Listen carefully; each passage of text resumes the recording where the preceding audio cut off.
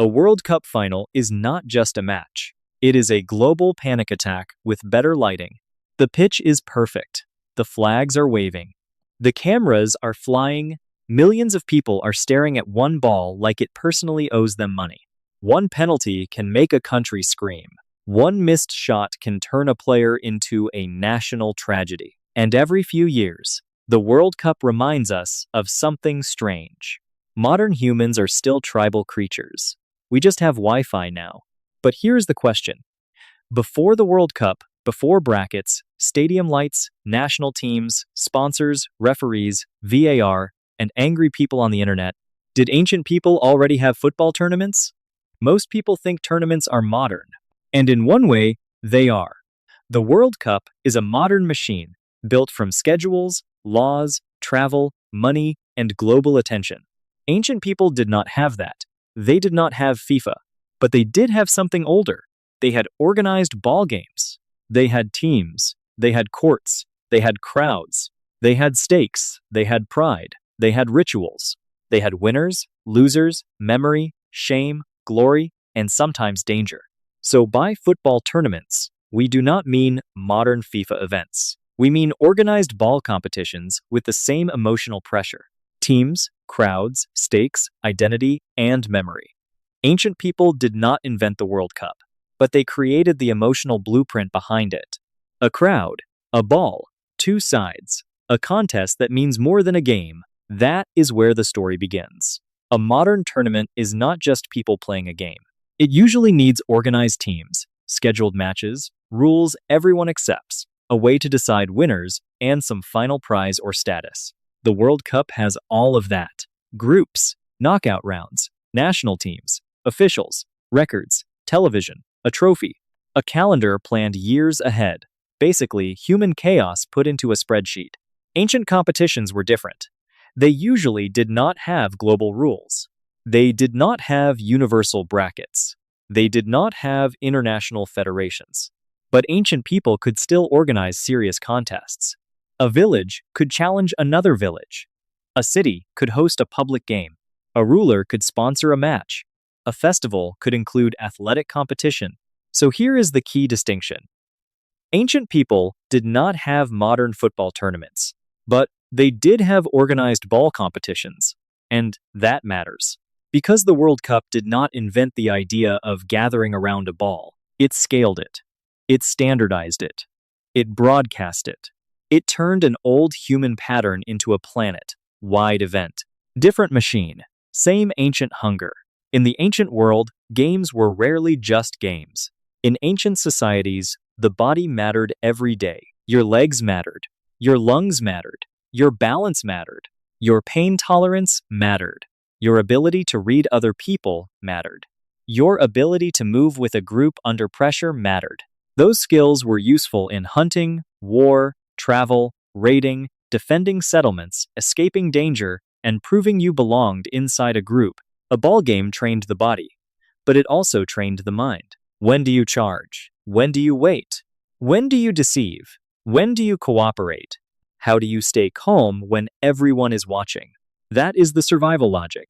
A ball game puts conflict inside a boundary. You can run, crash, trick, chase, score, lose, and get embarrassed in front of your entire community. That is progress. Not peaceful, exactly, but better than war, every weekend. This is why ancient ball games matter to ancient human survival. They were not only entertainment, they were pressure tests. They trained movement, courage, teamwork, status, and controlled aggression. Modern football still does this. A pressing team moves like hunters. A counterattack looks like an ambush. And fans are the same as ever. They gather, they choose sides, they shout, they remember, they blame someone. Because humanity has many traditions, but blaming the referee may be one of the oldest. Now, there is one big problem. The ancient world does not give us a complete tournament handbook. Many rules were never written down. They were spoken, remembered, argued over, and probably changed whenever the strongest player wanted a new rule. What survives is uneven. Stone courts, carvings, murals, written descriptions, preserved rubber balls, objects in graves, later accounts of older customs. Archaeologists have to ask questions from fragments. That is why we must be careful. We cannot say ancient people had the World Cup. They did not. But we also should not imagine them as passive museum statues. Ancient people knew how to organize. They knew how to gather. They knew how to compete. They knew how to turn bodies into public drama. And in some places, they built entire spaces for that drama. The strongest example is Mesoamerica. In ancient Mesoamerica, the ball did not just move across a court. It moved through a universe. People gathered around stone courts to watch ball games that were athletic, political, and sacred. This was not modern football. In many versions, players did not kick the ball like soccer players. They struck a heavy rubber ball with hips, thighs, or forearms. They used padded gear. They played in long stone courts. They moved in front of crowds. And the ball could be hard enough to make a modern player suddenly respect ancient medicine. The important point is organization. These were not random kids kicking a rock behind a hut. Mesoamerican cities built courts. Some were placed near temples and plazas. That tells us the game belonged near the heart of public life. And value means the game mattered. Archaeologists have identified hundreds of ball courts across Mesoamerica. It was a repeated public institution. People gathered to watch. Players trained. Rulers connected themselves to the game.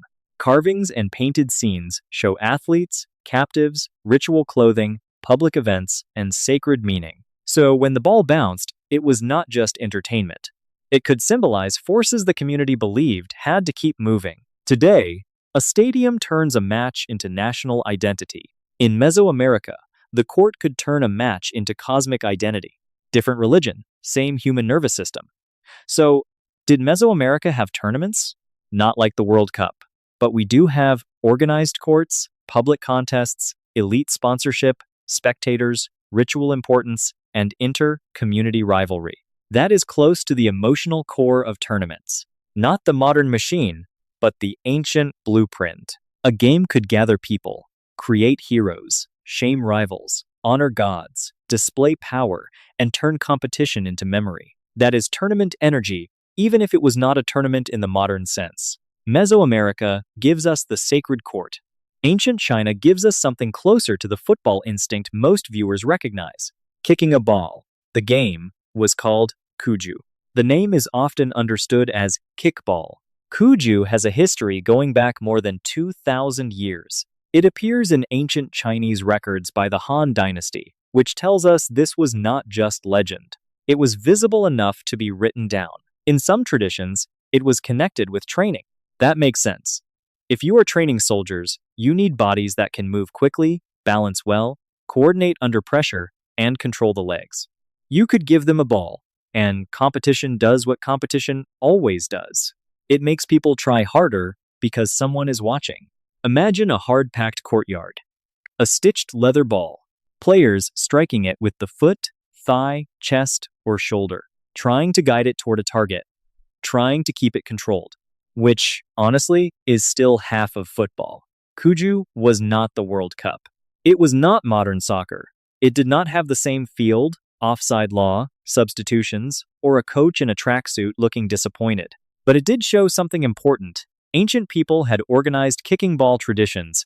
They could value skill. They could divide players. They could score. They could watch technique. They could use the game for training, performance, entertainment, and status. A modern tournament tracks goals and assists. Ancient Cuju tracked something more immediate: control, balance, public skill, and discipline under pressure. That is closer to tournament culture than casual play. Because once a game has skill, scoring, public attention, and repeatable rules, people naturally start comparing players. That is how competition becomes memory. And memory is the root of tournament culture. This contest matters enough to remember. Cuju proves that the kicking ball instinct was not waiting for modern Europe. It was already alive. But again, the answer stays careful. Ancient China had organized ball play, not a World Cup, not a FIFA tournament, but a serious tradition where the ball, the body, and public skill came together. Far to the west, Greek and Roman ball games show another side of ancient competition. These were not football either. Some used the hands. Some involved rough contact. Some looked closer to rugby, wrestling, and tactical chaos than modern soccer. Greek games like episkairos and Roman harpestum involved teams, movement, lines, feints, and physical pressure. The point was not elegant possession football. The point was to move the ball under resistance. And resistance, in the ancient world, often meant someone is about to hit you. These games matter because they show another step toward tournament culture. Not football rules, not World Cup brackets, but organized teams, public judgment, and repeatable contests. A rough ball game could sharpen reactions, build endurance, and create controlled aggression. It was not a polite afternoon activity. It was closer to organized chaos with rules, which, to be fair, is still how some Sunday league matches look today. Ancient people were not trying to invent our sports. They were solving their own social and physical problems. That is why ancient ball games often sit between sport, training, ritual, and social pressure. And that is exactly why they feel connected to tournaments. A tournament is not only a format, it is a social engine. It turns private skill into public judgment. It turns movement into reputation. It makes bodies carry the identity of a group. Now, jump forward to later folk traditions because they show how old community ball habits survived in rougher forms. Strictly speaking, many folk football examples are later than the ancient world, but they reveal older communal habits. Picture a village after harvest, or a festival day, or two neighboring communities that have been quietly annoying each other all year. Someone brings out a ball, maybe leather, maybe an inflated bladder. The field might be a street, a meadow, a riverbank, or half the village. The goals might be a gate, a church door, a tree, a boundary stone, or someplace everyone agrees matters.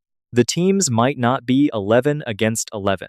They might be dozens, sometimes hundreds. No clean formation. No tactical board. No calm referee. Just bodies, mud, pride, and a ball moving through the crowd. Was this football? Not modern football. Was it organized? Often yes, in its own rough way. People knew the tradition. They knew the sides. They knew the goal. They knew the day. They knew the rivalry. A game does not need a printed rulebook to be organized. World Cup pressure is global. Village pressure is personal. Both can destroy your sleep. This helps answer the title question.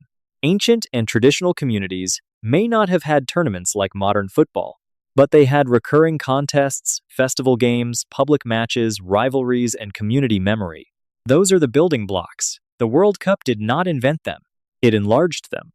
Now we have to ask the obvious question. If ancient people had ball games, crowds, courts, teams, and organized contests, why did they not create the World Cup? Because the World Cup needs more than passion. It needs infrastructure. Ancient societies had passion and rivalry. They had courage. They had ritual. They had public spectacle. But they did not have the modern tournament machine. A true World Cup needs standardized rules across many regions. Ancient games were usually local. A true World Cup also needs long-distance travel. A true World Cup needs record-keeping. Ancient records existed, but not for mass global sports statistics. A true World Cup needs national teams. Ancient political identity was not the same as modern nation-states. A true World Cup needs mass media. Ancient media was storytelling, not satellites. Modern football needed railways, newspapers, steamships, telegraphs, radio, television, satellites, and now digital platforms. It needed calendars, federations, international rules, and professional clubs, ticket systems, travel systems, medical support, sponsors, broadcast, rights. The ancient world did not lack emotion. It lacked global infrastructure. That is the core answer. Ancient people had the tournament spirit. Modern people built the tournament machine. So, what did the World Cup actually add? Scale, standardization, national identity, global simultaneity. In an ancient city, a ball game could gather a crowd in one place. In the World Cup, one match can gather hundreds of millions across the planet at the same time. One goal becomes shared memory across continents. One mistake becomes global trauma. Ancient people gathered around a court. Modern people gather around screens. The shape changed. The behavior stayed familiar. The World Cup also made the ball into a symbol of national identity. A team does not represent only itself. It represents a flag, a language, a history, and a national mood. Ancient games could work similarly at smaller scale. A village team represented the village. A city's players represented civic pride. A ruler's sponsored game represented power and order. A ritual match could represent cosmic meaning, different scale, same function. The group sees itself in the contest. That is the deepest link between ancient ball games and modern football tournaments. A ball becomes a mirror. People look at it and see their group, pride, fear, and hopes. That is why the World Cup feels so powerful, not because the ball is magical, but because humans are extremely good at putting meaning into objects. So, before the World Cup, did ancient people have football tournaments? The honest answer is no, not in the modern sense. Ancient people did not have World Cup-style football tournaments. They did not have global brackets. They did not have national qualifying rounds. They did not have FIFA laws. They did not have synchronized broadcasts. They did not have the same sport we call football today. Many ancient games were not even played mainly with the feet. Some used hips, hands, forearms, sticks, whole bodies, local rules, sacred meanings, ritual boundaries, and traditions that changed across time and place. But if the question is deeper, did ancient people organize ball competitions? Yes. Did they build courts? Yes. Did they gather crowds? Yes. Did games carry honor, identity, politics, ritual, training, and survival meaning? Yes. That is the real answer. Ancient people did not create the World Cup. They created the emotional blueprint. The World Cup is the modern machine. The ancient world gave us the human pattern. A space, a ball, two sides, a watching crowd. A contest that becomes memory. That pattern is old. Older than stadium lights, older than television, older than modern nations. In Mesoamerica, the ball could move through myth and ritual.